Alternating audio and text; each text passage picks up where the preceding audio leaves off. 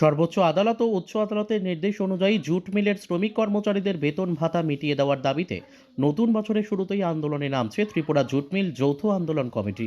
তাদের দাবি ৩রা জানুয়ারির মধ্যে আদালতের নির্দেশ অনুযায়ী চতুর্থ বেতন পর্ষদের সুপারিশ অনুযায়ী ১/১/১৯৯৬ তারিখ থেকে বেতন ভাতা মিটিয়ে দিতে হবে, অন্যথায় বৃহত্তর আন্দোলনে নামবেন তারা।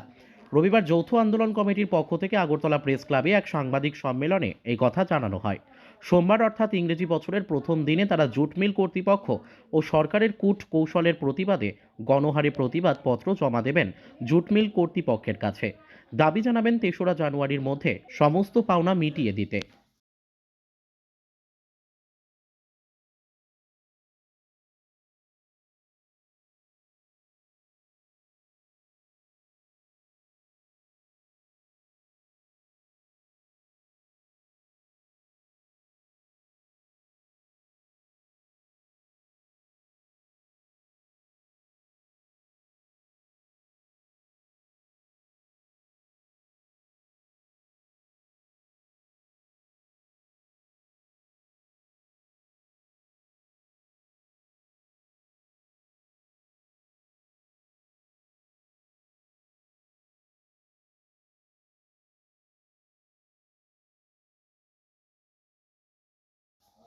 Bureau report, news daily Bharat.